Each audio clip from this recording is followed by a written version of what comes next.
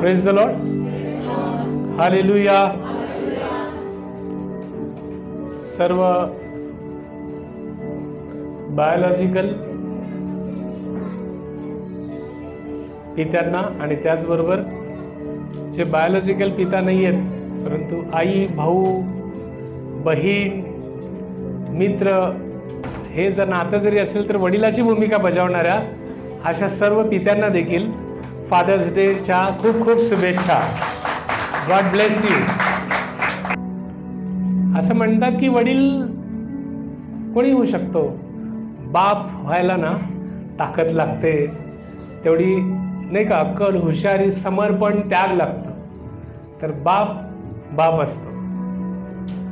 वडील खूप असतात, पण खूप असतात म्हणजे काय म्हणायचं मला, वडील असं मुलगा झाला, मुलगी झाली की तो वडील झाला, पण जबाबदारी आणि कर्तव्य समजावून घेऊन राहणारा तो खरा बाप, जर आपण म्हणू शकतो. आणि असाच एक बाप स्वर्गात आहे जो कधीच त्याच्या जबाबदारी आणि कर्तव्यातून काढता हात घेत नाही.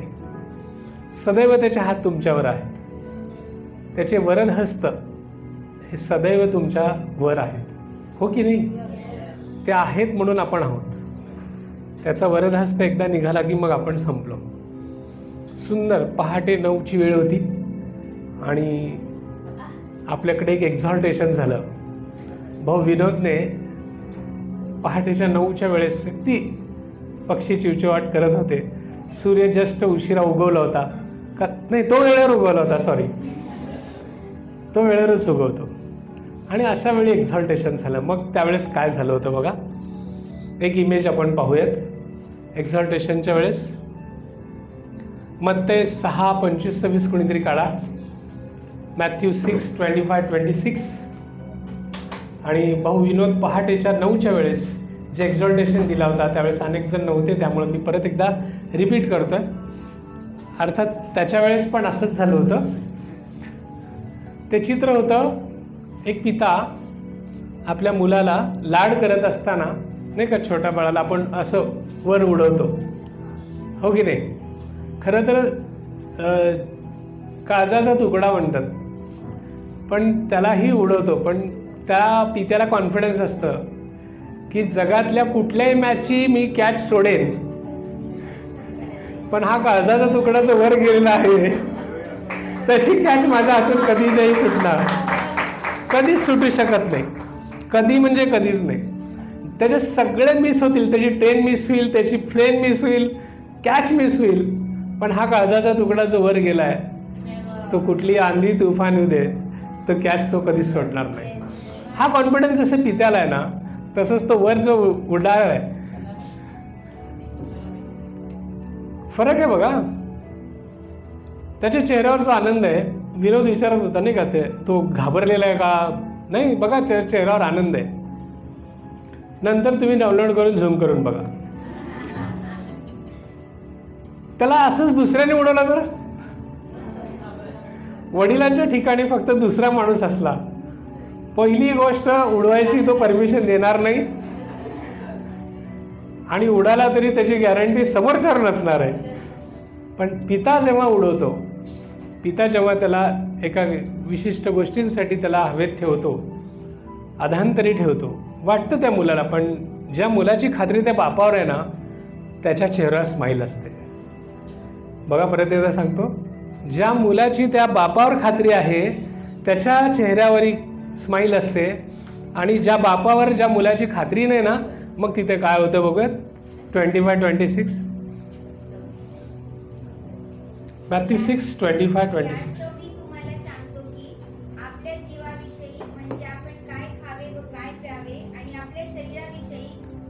हां,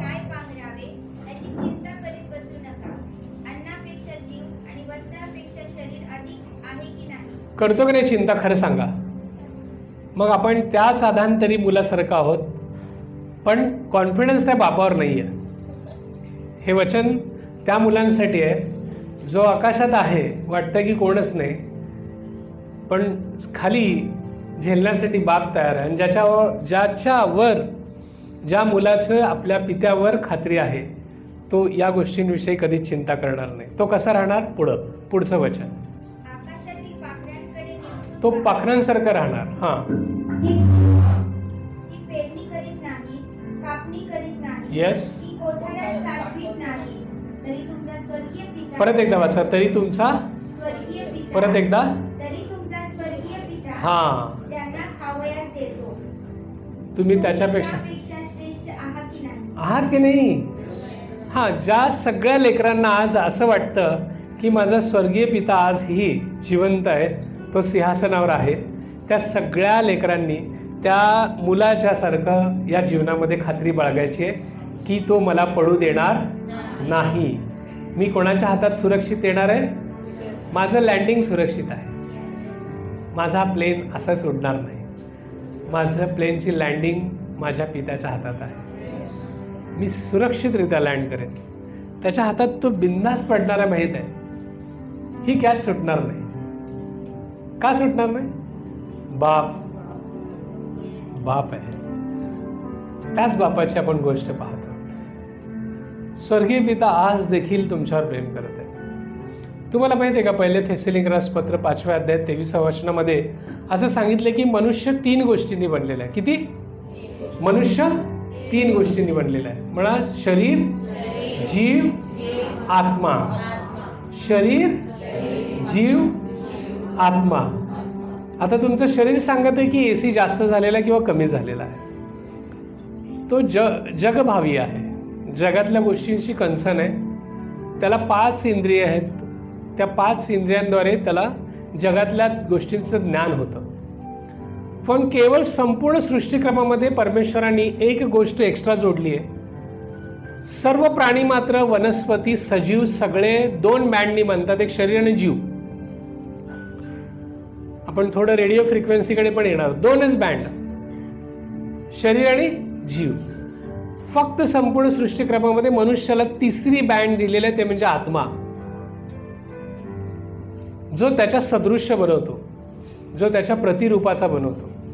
आपल्या पूर्ण या दिसणाऱ्या देहाकडे पाहू नका. हे 3 गोष्टींनी बनलेलं आहे, जे 2 गोष्टी तुमच्या डोळ्यांना दिसत नाही, 5 सेन्सेसला जाणवत नाहीत. ते म्हणजे जीव आणि आत्मा. जीव तर आहे, कारण तहान लागली की मी पाणी पितो, जीव सांगतो. आणि नाही का, सहन नाही झाले की आपण व्यक्त होतो, तो जीव आहे, तो संवेदनशील आहे. पण आत्मा हा देवभावी आहे. देवाशी निगडीत असलेली एकच गोष्ट आहे, तो म्हणजे आपला आत्मा, जो परमेश्वराच्या आत्म्याशी जुडतो.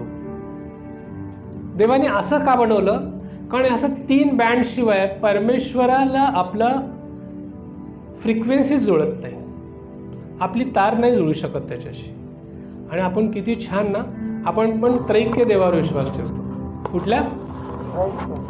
3 वेगवेगळे नाहीत. एकटाच आहे पण 3 भूमिकेत आहे. एकटाच आहे पण 3 भूमिकेत आहे. मी आहे, पण अमृताशी माझं नातं पतीचं आहे. मीच आहे, पण अरुलशी नातं माझं बापाचं आहे. मीच आहे.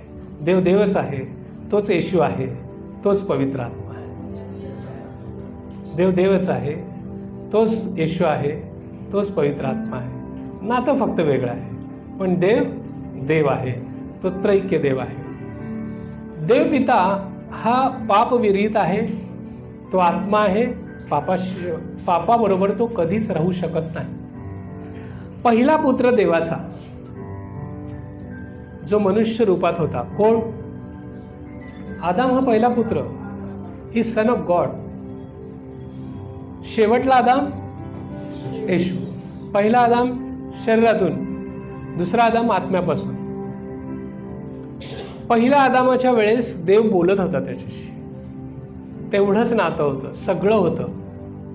एक गोष्ट घडली, पाप झालं आणि देवाचा आत्मा त्याला सोडून गेला. एक बँडचं कनेक्शन तुटलं. त्या दिवसापासून, जसं आता एक्झॉल्टेशनमध्ये आपण पाहिलं की प्रभू येशू ख्रिस्त येईपर्यंत त्याला आब्बा बापा हाक मारण्याची संधी कोणाला नव्हती. जो आदाम मारू शकत होता बाप, त्यांनीच पाप केलं आणि त्याच्यानंतर ते नातंच तुटलं. तो देव राहिला. प्रभू येशू ख्रिस्त जन्म पावेपर्यंत सगळ्यांसाठी आपला आब्बा पिता काय राहिला?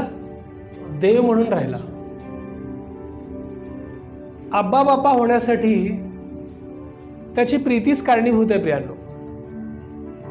कारण मी नेहमी म्हणतो की तो असा देव आहे की त्याला स्वर्गच आपल्याशिवाय नको आहे. तो तडपडत राहिला की माझ्या लेकरांचं तारण कसं करू मी. त्यांनी अनेक करार केले. अब्राहमाशी करार केला. असे करार तो येईपर्यंत मलाखीपर्यंत करार करत राहिला. शेवटी त्याला कळालं की ते करार मनुष्याकडनं पूर्ण होणं अशक्यप्राय गोष्ट आहे. कळतंय? अशक्यप्राय गोष्ट आहे मनुष्याकडून. शेवटी ते पूर्ण करण्यासाठी कोण आलं? खुद्द देव. कुठल्या रूपात आला? मनुष्य रूपात. प्रभू येशू ख्रिस्ताच्या रूपात तो त्यांनी जन्म घेतला. तुम्हाला माहिती आहे का की या सर्व दिवसांमध्ये परमेश्वराचा आत्मा फक्त यायचा आणि काम करून निघून जायचा. शमशोनावर आला, दाविदावर आला, असं तो यायचा. गिदोनावर आला, प्रत्येकावर तो यायचा. मोशेवर आला आणि तो काम करून जायचा. पण हे सौभाग्य म्हणतो मी तर, जो प्रभू येशू ख्रिस्त आला त्यांनी वधस्तंभावर स्वतःला खेळलं आणि पुनरुत्थित झाला. ते पूर्ण गरजेचं होतं. आणि ज्यावेळेस तो 40 दिवसानंतर निघून गेला, जातेवेळी म्हटला की आपण सेलिब्रेट केलं पेंटेकॉस्ट, की मी तुम्हाला कैवारी आत्मा देईन. आणि पेंटेकॉस्टच्या दिवशी जो आत्मा उतरून आला तो आजपर्यंत आणि तो येईपर्यंत आता तुम्हाला कधीही सोडणार नाही. आता तुम्हाला कधीही सोडणार नाही. कधीच नाही. कधीच सोडणार नाही. म्हणून बाप असणं खूप गरजेचं आहे प्रियांनो. किती भाग्यवान लोक आहे आपण की कधी कधी वाटतं की जुन्या करारात मी असलो असतो तर दाविदाच्या काळात युद्ध बघता आलं असतं. गल्ल्यात त्याला फाईट करून त्याला मारल्यानंतर त्याची किती किलोची वजनाची मुंडी होती माहीत नाही, पण दाविदाने उचलली होती तलवारने तोडून. हे सगळं पाहता आलं असतं. पण खरोखर आपण त्यांच्यापेक्षा अति भाग्यशाली लोक आहोत की या कृपेच्या काळात आहोत. कारण त्यावेळेस पवित्र आत्मा हा कायमस्वरूपी राहायचा नाही. आता पवित्र आत्मा तुमच्यामध्ये बसतोय का? तुम्ही ही कबुली द्याल? पवित्र आत्मा माझ्यामध्ये बसतोय. येस म्हणा, पवित्र आत्मा माझ्यामध्ये बसतोय म्हणजे देव बसतोय.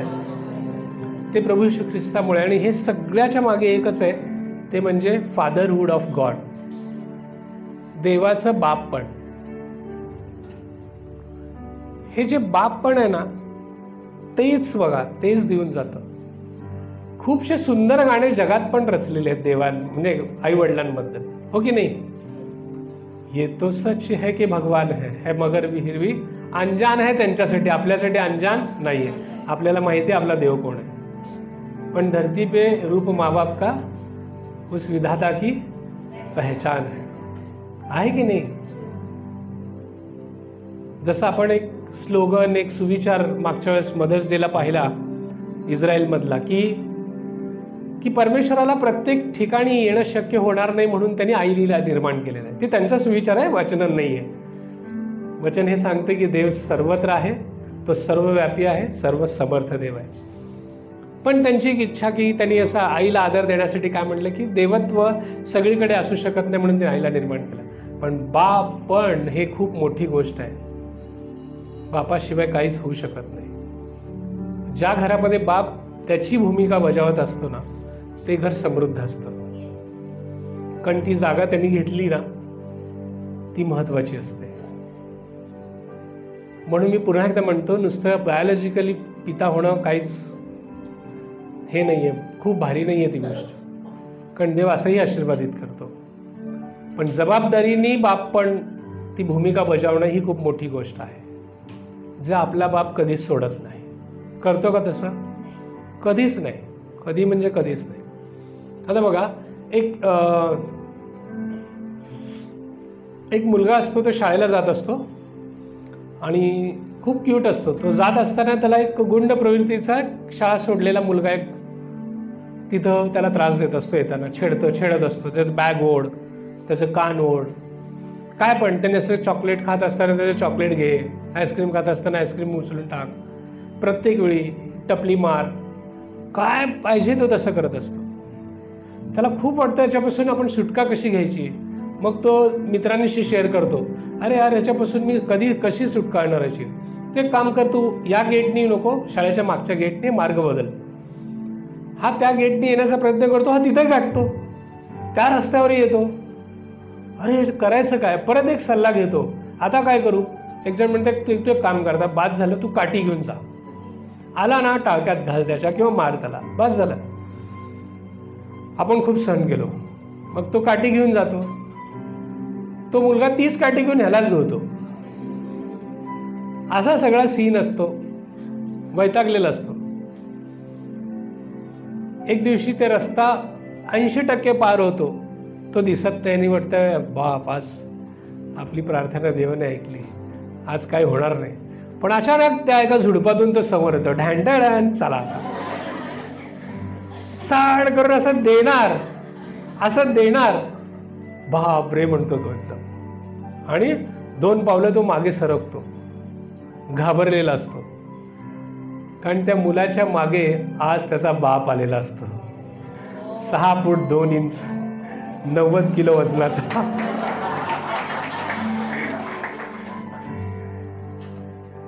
फक्त बापाची उपस्थिती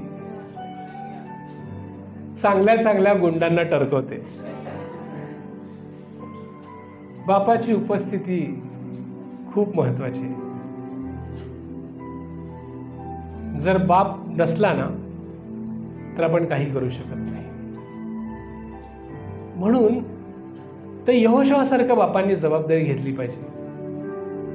यहोशुआ काय म्हणतो 24वा अध्यायामध्ये, की मी आणि माझं घराणं तर परमेश्वराची सेवा करणार, मी आणि माझं घराणं.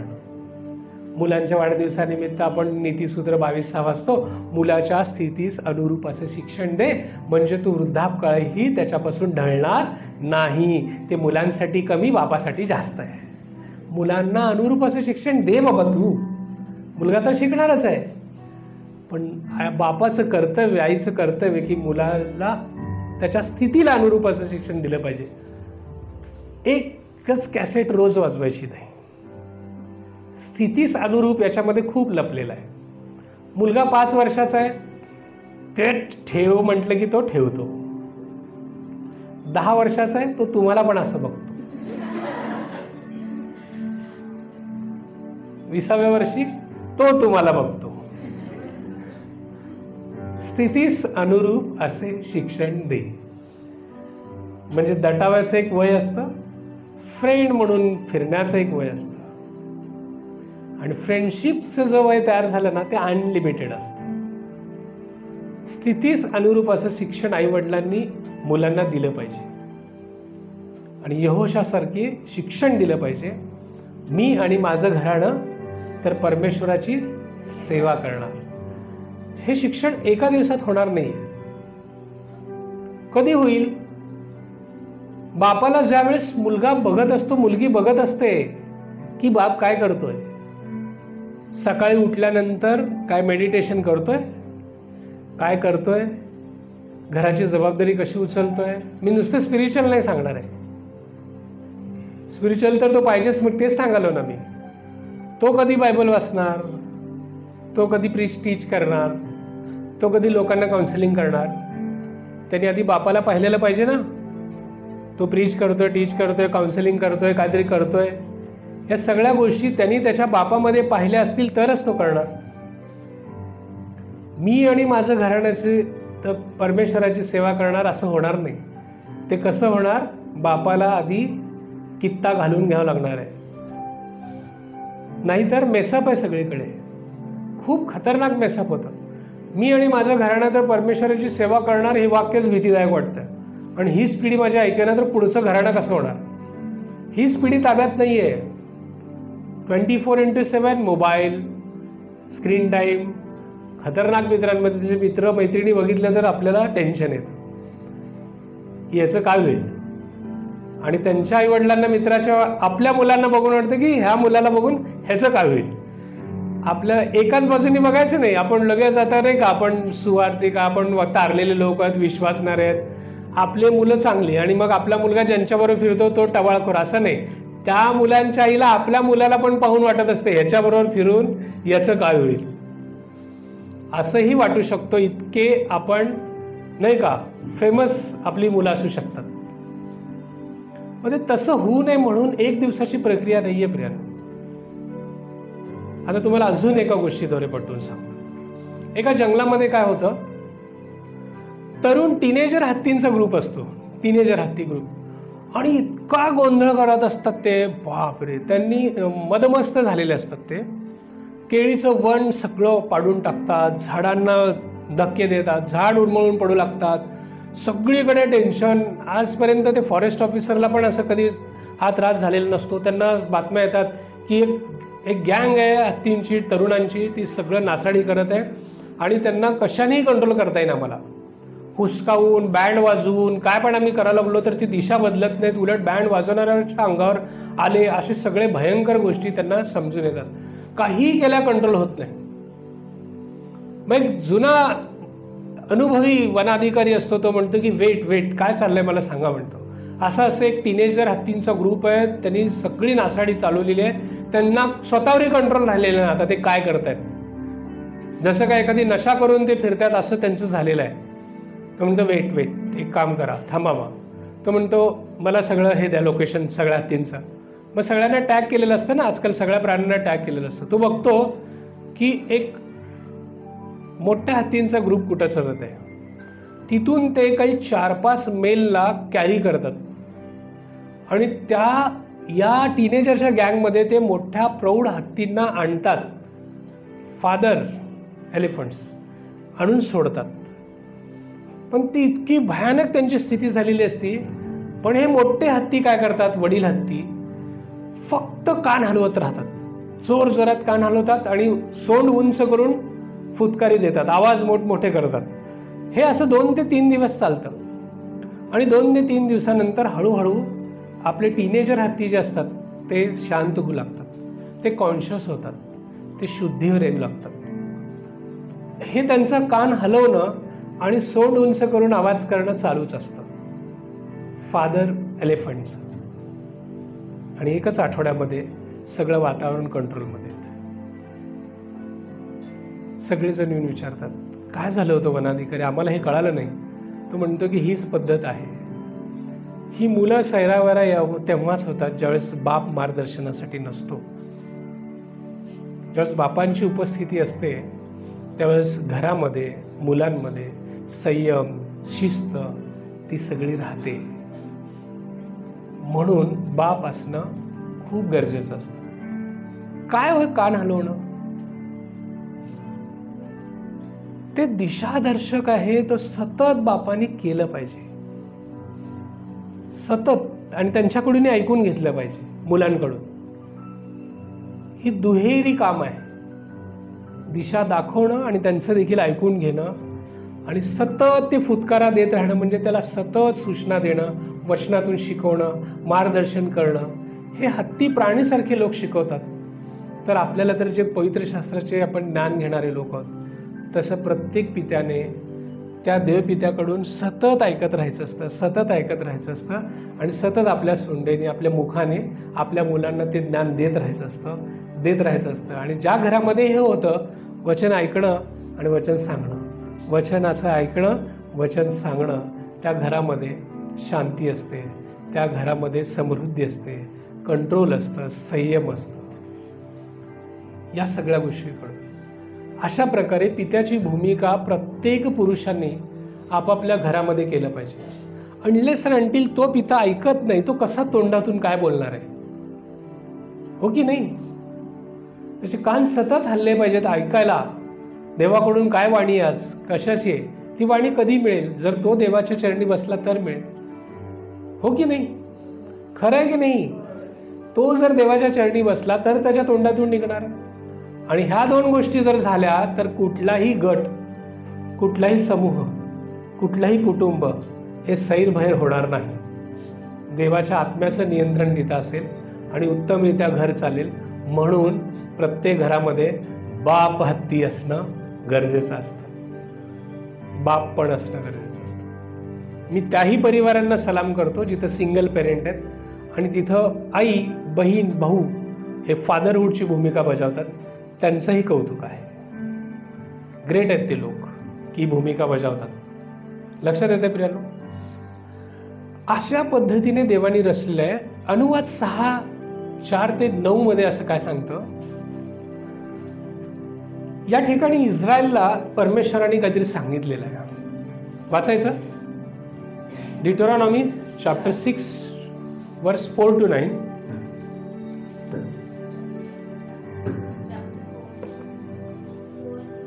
Yes, 4 to 9.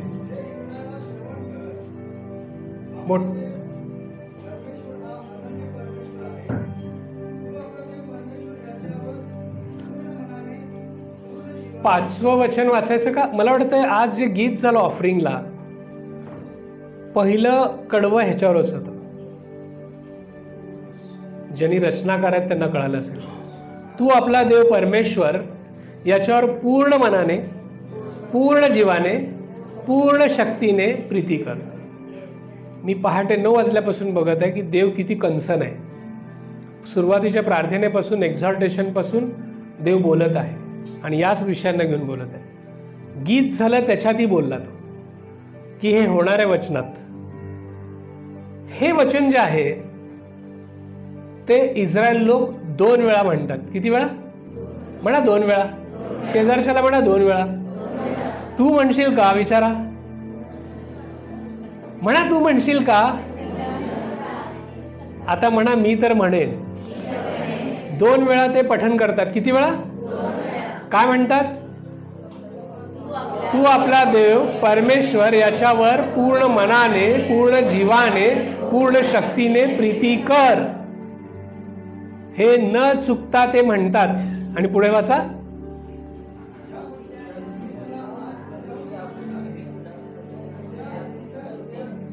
पुढे पुढे अजून. मनावर बिंबव. मुलाबाळांच्या मनावर बिंबव. फादर्स, मदर्स, एकच नाही उगी फादर्स डे म्हणून उगी त्याच्यावरच नाही. फादर्स, मदर्स, तू आपल्या मुलाबाळांच्या मनावर बिंबव. पण पहिली जबाबदारी बापाची आहे. उगीच आईच्या जीवावर सगळं टाकून जायचं नाही. बाप इथं कोणाला सांगत आहे? पर्टिक्युलर माणसांना सांगत आहे. तू आपल्या मुलाबाळांच्या मनावर बिंबव. ते घरी बसलेले असताना. कधी?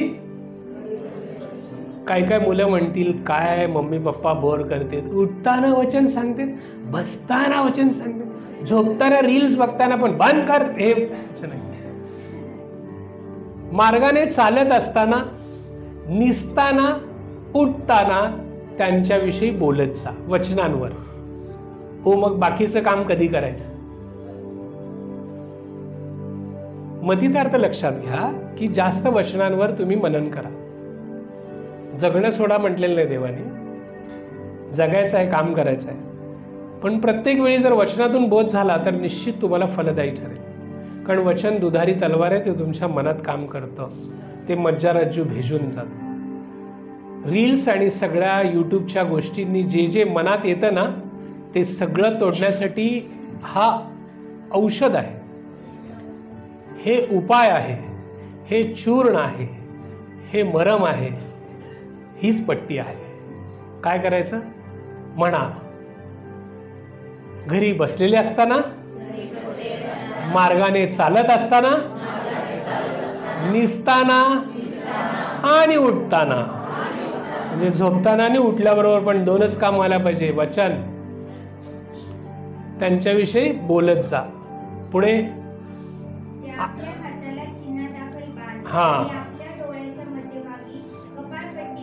ओ हॅलो, हाताला चिन्हादाखल बांध आणि कपाळाच्या मध्यभागी कपाळपट्टी म्हणून लाव. खरं खरं इस्रायलमध्ये म्हणा, खरं खरं इस्रायलमध्ये आपल्या मुलांच्या आणि स्वतःच्याही कपाळपट्टीवर छोटं नियमशास्त्र बांधतात आणि हातावर पण बांधतात. हाताला यासाठी बांधतात की कळलं पाहिजे, कर्तृत्व वचनाच्या आधारे पाहिजे. इथं बांधतात सगळं काही विचार, सगळं काही बुद्धी चातुर्य जे काम व्हायला पाहिजे ते वचनाच्या आधारे व्हायला पाहिजे. लिटरली ते बांधतात. धन्यवादित माना, तुम्हाला असं ठेवलं नाही येशूने. त्यांना येशू माहीत नाही म्हणून त्यांनी अजून जुन्या करारातच आहेत. येशूने सवलत काय दिली, आपण दौलत लुटायला चालू केलेली आहे. खतरनाक आपण, डेंजर. इस्रायलकडे बघून खरं आपण शिकलं पाहिजे खूपशा गोष्टी. ते लिटरली बांधतात, ॲक्च्युली वागलं पाहिजे. देवाला असं काय म्हणायचं होतं, कपाळपट्टीला बांध म्हणजे पटकन बांधायचं नाही. त्यांनी खरं खरं बांधले, पण त्यांना त्याची लाज पण वाटत नाही, कारण देवाचं नियमशास्त्र इथं आहे की नाही? काय हो नियमशास्त्र? संपूर्ण संहिता तर दिली आहे, पण 10 आज्ञा जे दिलेले आहेत त्याला नियमशास्त्र, ते 10 आज्ञा ते बांधतात. काय ते? समृद्ध, सुसंस्कृत, आनंददायी जीवन जगण्याचा मार्ग आहे ते. फक्त प्रभू येशू ख्रिस्तांनी रद्द केलेलं नाही, ते पूर्ण केलेलं आहे. चुकीच्या संकल्पनेत राहू नका. जुन्या करारातल्या 10 आज्ञा प्रभू येशू ख्रिस्ताने स्वतःच्या जीवनात पूर्ण केले. तो मत्तई शुभवर्तमानामध्ये म्हणतो की मी नियमशास्त्र रद्द करावयास नाही, तर पूर्ण करावयास आलाय. म्हणून नियमशास्त्र हे आजही चालू आहे, पण ते 2च स्वरूपात त्याने आणलेले आहेत. कुठलं? एक पूर्ण, परत एकदा पहिलं वचन 5वं 6:5 म्हणा, पूर्ण मनाने, पूर्ण जीवाने, पूर्ण शक्तीने. हे पूर्ण सगळ्या आज्ञांमधलं एक सार इकडे घेतलेलं आहे हे वचन. आणि दुसरं, आपल्या शेजाऱ्यावर प्रीती कर. शेजारी म्हणजे काय? त्याचे सगळे आपले आई वडील आले, भाऊ बहीण आले, आपल्या शेजारी आला असं समजू नका. स्वतः इंडिव्हिज्युअल आपण, आपल्या बाजूला असलेली प्रत्येक व्यक्ती, आई वडील भाऊ बहीण शेजारी पाजारी अनोळखी सगळेच आले. ह्या 2 आज्ञेमध्ये नियमशास्त्र पूर्ण प्रभू येशू ख्रिस्ताने कंपाईल करून टाकलं. पण खरा पाटा काय होता हो? आहे का ती पाटी? बघायचं का? काय ते बांधतात, नेमकं काय आहे ते? वडील म्हणून काय भूमिका बजवायची आपली? तर त्या पाट्यांवर काय होतं बघा. नाही, हे मराठीमध्ये थोडंसं वेगळं त्यांनी खालीवर केलेलं आहे. इंग्लिशच बरं आहे आपलं थोडंसं, म्हणजे मराठी आपली भाषा जरी असेल, हे कोणी कंपाईल केलं ते जरा मी बघितलं होतं. तुम्ही 2 पाट्यांवर हे आलं, आपलं 10 आज्ञा आल्या, बरोबर. पहिल्या 4 आज्ञा हे देवाविषयीचे आहेत. की कोणाविषयीचे आहेत? फक्त आणि देव, कन्सर्न अबाउट गॉड. उर्वरित 6 आज्ञा हे दुसऱ्या आज्ञेवर आहेत, आपल्या शेजाऱ्यावर प्रीती कर. पहिल्या आज्ञेसाठी जे प्रभू येशू ख्रिस्तांनी कंपाईल केलं ते पहिल्या 4 आज्ञा एकत्र आल्या, आणि 5 ते 10 हे दुसऱ्या आज्ञेमध्ये कंपाईल होतात. पण भाग्य बघा, जी पहिली पाटी होती त्या 4 आज्ञेनंतर जी 5वी आज्ञा आहे, परमेश्वराने कोणाविषयी बोललेलं आहे बघायचं. एक्सोडस 20:12. आणि इथं मला वाचता येतं, मी तोपर्यंत वाचतो. परमेश्वराविषयी दिलेल्या आज्ञांच्या पाटींमध्ये एक आज्ञा मनुष्याविषयी दिलेली आहे, आणि ते भाग्य कोणाला दिलंय बघा. परत एकदा सांगतो. 2 पाट, हृदयाचे पण 2 कप्पे आहेत, मी सांगितलं होतं. हृदयाचे 2 कप्पे आहेत. अशुद्ध आणि अशुद्ध रक्ताचं तिथं संचलन होत असतं. एका हृदयाच्या कप्प्यावर देवाविषयीच्या सगळ्या गोष्टी आहेत, पण त्या ठिकाणी एका व्यक्तींना स्थान देण्यात आलेलं आहे. ते 2 व्यक्ती कोण आहेत?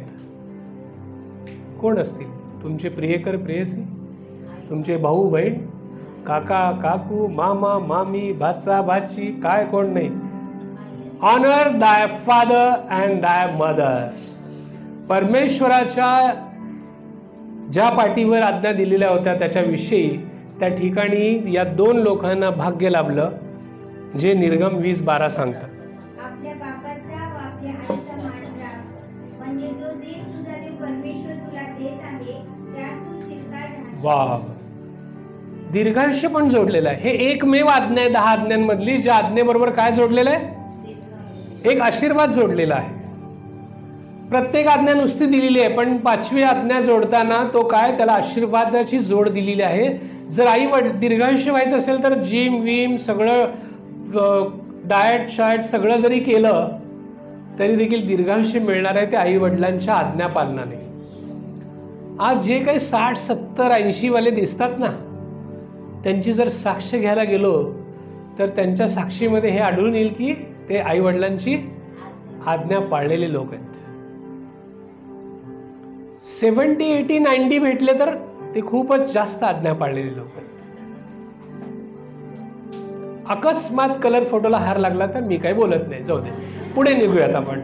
तर 20:12 वचन सांगतं की आपल्या आईवडिलांची आज्ञा पाळ, ज्याच्यामध्ये तुला दीर्घायुष्य आहे. जर दीर्घायुष्य मिळवायची किल्ली असेल तर आजच्या घटकेपासून आईवडिलांची आज्ञा पाळा. आई वडील काय सांगतात? तो खून करू नये, चोरी करू नये, दरोडा घालू नये, असं काय सांगतात का? एकही गोष्ट सांगत नाहीत. मरेपर्यंत म्हणा, मरेपर्यंत आई आणि वडील त्यांचा श्वास जाईपर्यंत ना मुलाविषयी कन्सर्न असतात. खरं सांगा तुम्ही, दीक्षा इथं चुकू दे, आत्ता या क्षणाला तिला लेफ्ट राईट घेईन मी, हो की नाही? अरुल पण चुकू दे, त्याला पण लेफ्ट राईट घेईन. दोघं रुसले, पण अरुल दुपारचं जेवण जेवला नाही असं मला कळलं ना. फॅक्ट सांगतो, उगी बोगस प्रेम सांगत नाही. जीव खालीवर होत आहे. हळूच जाऊन अमृताला जरा त्याला सांग की जेवायला, त्याने फुगलाय तुमच्यावर, तुम्हीच जाऊन सांगा, अरुल जेव रे, प्लीज रे, सॉरी. इकडं बघ, तो जोपर्यंत खात नाही ना काळजाचं पाणी होत. बाप नाही खाऊ शकत. खरं सांगा, आईने पण सांगायचं, काळजाचा तुकडा असतो मरेपर्यंत. म्हणालो मी, मरेपर्यंत. जी अतिरेकी आहेत ना, त्यांचे आईवडील सुद्धा त्यांना फासावर लटकत असताना पण रडतच असतात. त्यांनी चुकीचं शिकवलेलं नसते, पण मरेपर्यंत देवाकडे ही प्रार्थना असतील की आता सुद्धा सरकारला अशी दया येऊ देत की त्याला जन्मठेप होऊ देत, मी जाऊन भेटेन तरी, माझा डबा तरी घेऊन जाईल. म्हणजे एखाद्या खतरनाक आरोपीचे आई वडील सुद्धा मरेपर्यंत त्याचं कल्याणच बघतात. आणि तुमचे तर आई वडील त्यांच्यापेक्षा नाही का, तुम्ही कितीतरी चांगले आहात, पण हे कळत नाही मुलांना. हे मुलांना कळत नाही. मग त्यांचं लग्न होतं, त्यांना मुलं होतात, तेव्हाही हे यांना गृहीतच धरत असतात आई वडिलांना. पण हे वृद्ध आई वडील मरेपर्यंत अजूनही त्याचंच बघत असतात. जन्म घातल्याच्या दिवसापासून स्वतःचं जीवन संपेपर्यंत आई वडील फक्त आणि फक्त आई मुलांचंच बघतात. हे सत्य आहे. मग दीक्षाबद्दलचं माझं कन्सर्न कसं राहील? मी दुसऱ्या दिवशी विचारणार किंवा दीक्षाला म्हणणार, सॉरी बरं का, मी काल थोडंसं तुला रागवलं होतं. खरं आहे की नाही? खरं सांगा. तो दुपारी जेवला नाही तर जीव कासावीस झाला. हे लेकरू नव्हतं का? पण ते बायोलॉजिकली मी त्याचा बाप आहे ना. फरक आहे. जगातला बाप आई वडील हे फरक करू शकतात, पण स्वर्गीय पिता हा फरक करत नाही. प्रभू येशू हा फरक करत नाही. तो कधीच फरक करत नाही. इतर धर्मीय जे बाहेर हिंडत आहेत त्यांचाही बाप तोच आहे. इथे बसलेल्या त्यांचाही बाप तोच आहे. तो बाप आहे. तेही उपाशी झोपले तरी त्याला कळवळा येतो. तुम्ही जरी उपाशी झोपला तरी कळवळाच येतो. मी पुढे जाण्यापूर्वी परत एकदा एवढंच सांगेन, सर्व मुलांनो एवढीच गोष्ट लक्षात ठेवा, तुमच्या जगामध्ये ना संपूर्ण जग विरोधात उभे राहील, पण तुमचे आई वडील तुमच्यासाठी उभे राहतील. संपूर्ण जग जरी विरोधात असेल ना तरी आई वडील म्हणतील, माझ्या लेकरू 2 मिनिटं मी बोलतो ते सुधरेल तो. ज्या गोष्टीसाठी ते विरोध झाले सगळे, त्या गोष्टींमध्ये सुद्धा आई वडील अजूनही आशा शोधणारे असतात. ते दोघंच असतात. ते मरेपर्यंत तुमचं हित चिंततात. Please honour thy father and thy mother. ही आज्ञा पाळा प्रियांनो. सर्व काही देव तयार आहे. दीर्घायुष्य देईल, भरभराट देईल, सगळं काही देईल. कन्सर्न ओळखा त्यांच्या ओरडण्यामागचा, कन्सर्न ओळखा त्यांच्या राग चिडचिड करण्यामागचा. तो कन्सर्न ओळखा की ते फक्त प्रेमच आहे प्रियांनो, फक्त प्रेमच आहे. वचन असंही सांगतात की तू छडी आवरू नको जरा शिस्त लावायची असेल तर. काय हरकत नाही वडिलांनी मारलं रागवलं तर, पण ते तुमचं अंतिम सत्य एवढंच आहे की ते तुम्हाला प्रेमासाठीच करतात. सो प्लीज हंबल रिक्वेस्ट आहे, ऑनर दॅय फादर अँड मदर. त्याच्यात तुमचं खूप भलं आहे प्रियांनो. आपलं मी सांगत होतो, मी प्रयत्न करतो बरं का, आता मी पुन्हा त्या गोष्टीकडे येतोय. माझा 100% हा प्रयत्न असतो आणि मी तसं वागण्याचा प्रयत्न करतो आणि देवाला ती शक्ती मागत असतो. जसं मी अरुलवर रागवलं, जसं तुझ्यावर रागवलं, आता माझा कन्सर्न असा वाढलेला आहे की मी तुलाही दुपारीच फोन करणार, सेम त्यासारखंच. आणि मी केलेलं आहे, मी करत आहे. आणि मी कौतुक करत नाही, पण परमेश्वराकडे ही शक्ती मागतो की जसं अरुलवर माझं जसं प्रेम आहे, इथं बसलेल्या प्रत्येकावर तेवढंच प्रेम मला करता यावं. आणि मी करतो आहे, त्यामुळे मी पार्सलिटी करण्याचा प्रयत्न करत नाही कधीच. आणि देव ती शक्ती अनंत काळासाठी मला देऊ. पण आपल्या पित्याकडे ते कायमस्वरूपी आहे. कसं मग ते विधर्म्यांवर देव प्रीती करतो तुम्ही म्हणता? एक गोष्ट सांगतो.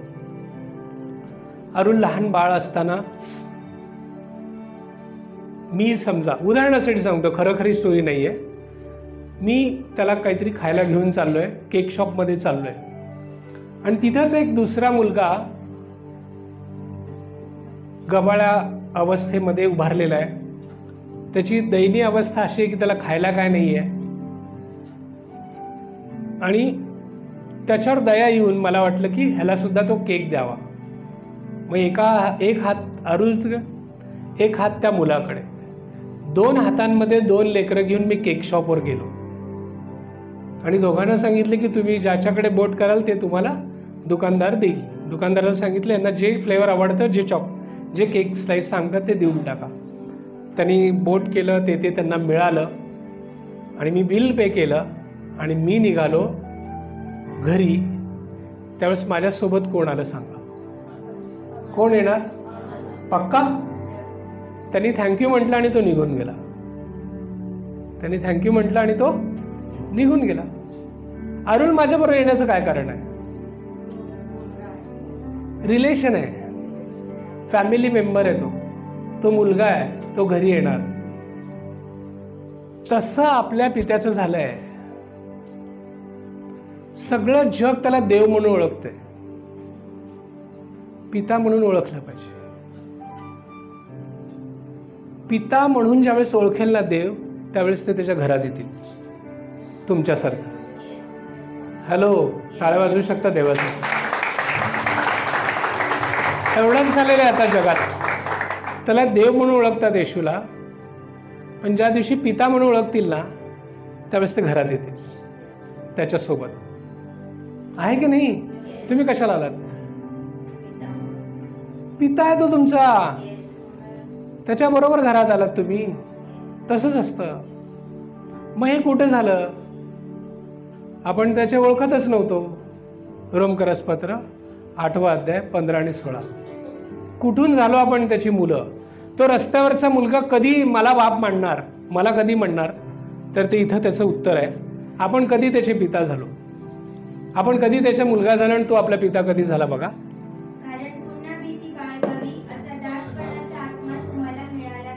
हा, आपल्याला आता दासपणाचा आत्मा मिळालाय का? नाही. मी त्या लोकांविषयी बोलत आहे. आता जेव्हा तुम्ही एकेकाळी त्या दुसऱ्या मुलासारखे होता बघा. आठवा तो दिवस ज्यावेळेस तुम्ही ख्रिस्ताला ओळखत नव्हता. तुम्ही कोणासारखे होता? त्या दुसऱ्या मुलासारखे होता. आता काय झालं? यस, आत्मा. क्या बात है, टाळ्या वाजवा जरा. आपल्याला दत्तकपणाचा आत्मा मिळालेला आहे. आता तो दत्तक घेतल्यामुळं आपण कोण झालो आहोत? Family member. यस, अपने को सरनेम मिल गया, नाम मिल गया. आता आपल्याला नाव मिळालं, सरनेम मिळालं. यस, आपला देवपिता आता माझा बाप आहे. मी जर त्या मुलाला दत्तक घेतलं आणि अरुल वरुल जर घरात आणलं, तर दत्तक पुत्राला तितकेच अधिकार आहे जो अरुलला आहे. तो त्याच बेडवर झोपेल जिथं अरुल झोपेल. किंबहुना मी दुसरी बेडरूम तयार करेन. किंबहुना त्याला सगळं काही नवीन देईन. पण दोघांवर तितकीच प्रीती करण्याचं हृदय त्या पित्याकडे आहे. मनुष्यरूपी माणसाकडे जर एवढं हृदय असू शकतं तर परमेश्वराकडे हेच हृदय आहे. म्हणून तुम्ही एकेकाळी जे भटकत होतात, तो बाहेर होतात, त्याला आत येण्याचं भाग्य प्रभू येशू ख्रिस्ताद्वारे तुम्हाला मिळाला. म्हणून दत्तकपणाचा आत्मा आपल्याला त्या पेंटेकॉस्टच्या दिवशी मिळाला आणि आपण त्याच्या घरचे मेंबर झालो लाईफ टाईमसाठी. आता सगळं ॲक्सेस प्रभू येशू ख्रिस्त ज्या दालनातून हिंडतो, स्वर्गातून जिथून हिंडतो, तिथं मला सुद्धा फिरण्याचा अधिकार मिळाला. कारण दत्तकपणाचा आत्मा आता मला मिळालेला आहे. आता माझा तो बाप आहे.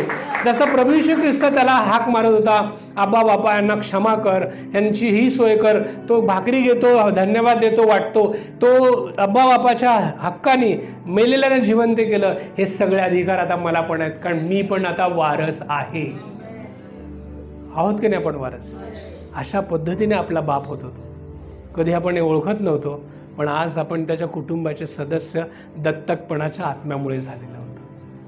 अशा पद्धतीने आपली त्या जैतुनाचं झाड म्हणजे इस्रायल ज्याला निवडलं होतं त्याच्यात आपल्याला कलम करून लावण्यात आलं. जे आपण एकेकाळी असं भटकत होतो त्याला निवडलं आणि परमेश्वराने त्याच्या घरात पुत्र आणि कन्या म्हणून तुम्हाला घेऊन आलात. आणि आता तुम्ही स्वर्गीय वारसदार आहात. तुम्ही या जगाचे वारसदार आहात.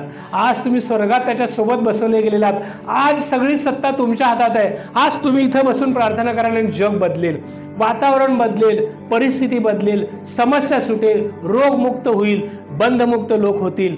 तुम्ही इथंच बसा, कारण तुम्ही स्वर्गामध्ये देखील बसवले गेलेले आहात.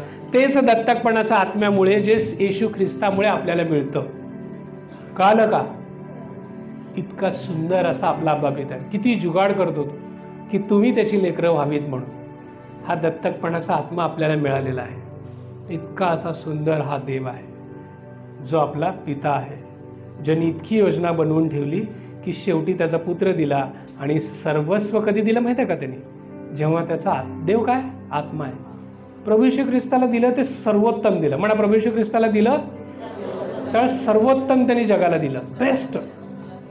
पण ज्यावेळेस पेंटेकॉस्टच्या दिवशी त्याचा आत्मा दिला ना, तो स्वतः आत्मा आहे. त्याने काय दिलं, काय सोडलं नाही, आता मी देऊन टाकलो. ते वाचू आपण, की सुंदर ती बोलली.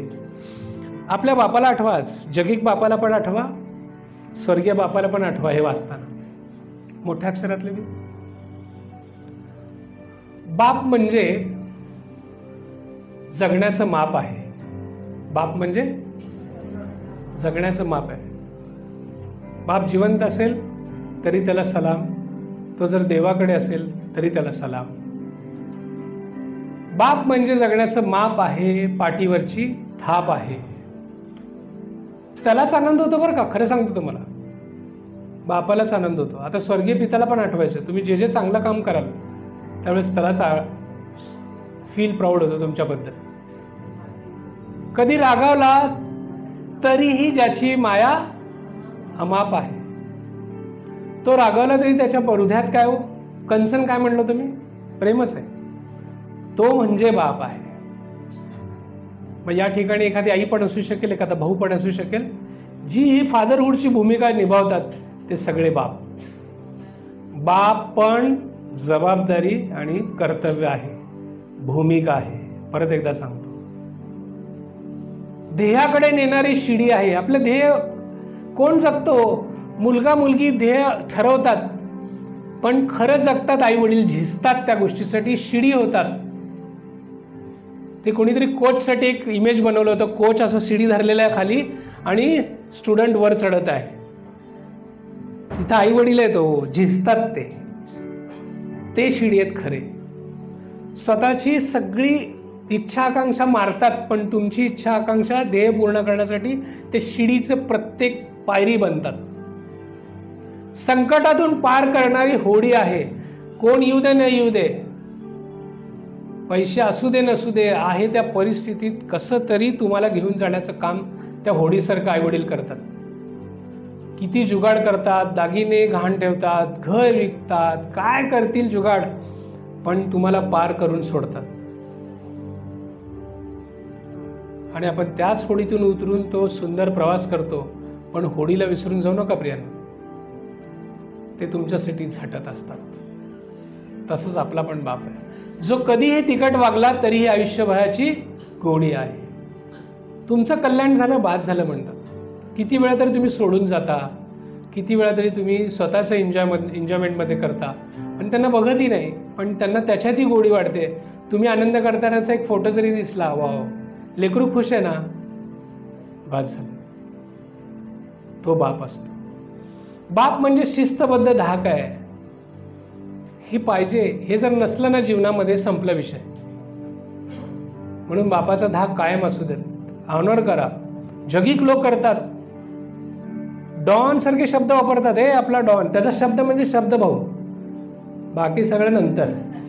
ॲटिट्यूड आहे त्यांचा बापाबद्दल, जो आपल्यात असला पाहिजे. खरं तर तो ॲटिट्यूड आपल्यात असला पाहिजे. आपला बाप बाप आहे, संपलं, त्याच्यासमोर कोण नाही.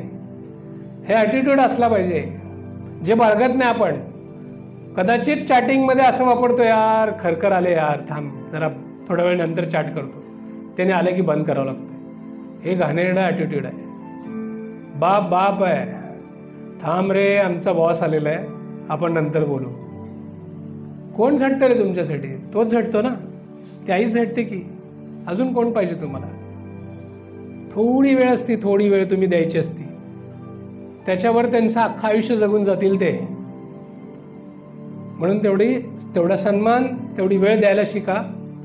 ते पूर्ण जगून जातील त्यांचं जीवन तुमच्या त्या सन्मानामुळं, जे आज कुठंतरी गमावून बसलंय. ती शिस्तबद्ध धाक पाहिजे. जगणं आपोआप आहे हो. तेवढं असलं की जगणं ऑटोमॅटिक होतं. लोकांना जगणं शिकवावं लागतं, पण जर बापाची धाक असेल ना तर लाईनवर चालतं माणूस. म्हणून जगणं आपोआप आहे. असंच नाही आहे, आपोआप होत नाही. धाक पाहिजे. त्या परमेश्वराच्या पित्याचं धाक पाहिजे.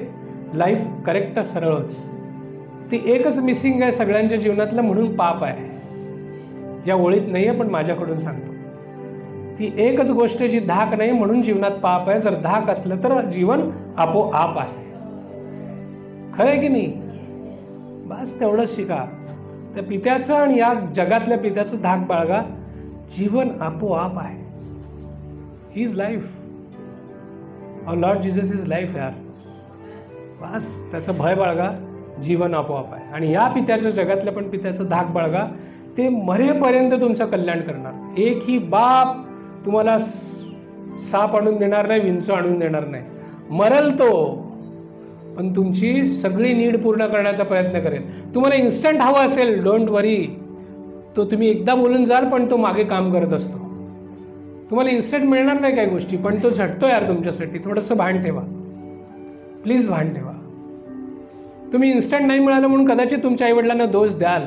बघा, शेजारच्याच आईवडिलांनी ताबडतोब मोबाईल मागितला, दिला, पण तुम्हाला उशीर लागेल. पण त्या उशीर लागण्यामागे तो तिकडे कष्ट करत आहे. ज्या दिवशी मिळेल ना, त्या दिवशी तुम्हाला कळेल की तो ह्याच्यासाठी झटत होता. म्हणून ऑनर दाय फादर अँड मदर. रोज 2 वेळा तरी म्हणा त्या 6:5, डिट्रॉनॉमी 6:5, जसं इस्रायल म्हणतं. काही हरकत नाही. परंपरा, प्रढा, रूढी पाडू नका. विसरलो तर हरकत नाही, पाप म्हणून गणू नका, पण परमेश्वराने मुक्त केलेलं आहे तुम्हाला. पण म्हणण्याने कदाचित आपले विकास झाला की परमेश्वरा तुझ्यावर मी पूर्ण जीवाने, पूर्ण शक्तीने, पूर्ण ताकदीने प्रेम करणार. बस. आयुष्याच्या समुद्रात दीपस्तंभाची झाक आहे. तुम्ही किती लांब जावं प्रवासात, तुमच्या सुविद्य पत्नीबरोबर किंवा पतीबरोबर कितीही लांब जा, भरकटल्यासारखं वाटलं ना, तुमचे आई वडील तिथं बाप उभारला दीपस्तंभासारखा, ये बाळा इकडे, आय एम हिअर. तो कधीच सोडत नाही. तो किनाऱ्यावर तुमची वाट बघत उभे राहतो. तुम्ही किती भटकंती करा जगात, हे 2 व्यक्ती तुमची वाट बघणारच हो. मी बायकोला दोष देत नाही, पतीला दोष देत नाही या नात्यातून. एक वेळ झोपतील थकून भागून, पण आई वडील थकत नाहीत. ती वाट बघतील तुमची. आयुष्याच्या समुद्रात दीपस्तंभाची ती झाक असते. ते तुम्हाला बघतील, कायम उभे राहतील. I am there. जग निघून जाईल. एक पती पत्नीचं नातं वेगळ्या प्रकारचं आहे. ते कदाचित रागात एकमेकांपासून रुसून जातील, पण बाप आणि आई तिथं उभे असतील तुमच्यासाठी, त्या दीपस्तंभासारखं. तिथंच उभे असतील. कधीही जा तुम्ही, ते उभे राहतात तुमच्यासाठी.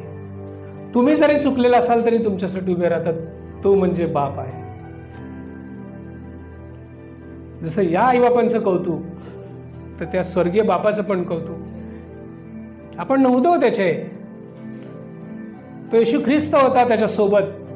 फक्त ते त्रैक्य देव चालत होते. त्यांच्या मनात आले की आमच्या प्रतिरूपाचा मनुष्य बनू. त्यांनी जरी पहिला आदामाने घाण केली, नुकसान केलं, दुसरा आदाम आला, तोच स्वतः येशू बनून आणि दत्तकपणाचा आत्मा आपल्याला देऊन गेला, ज्याच्यामुळं आता येशू बरोबर आपणही फिरतो.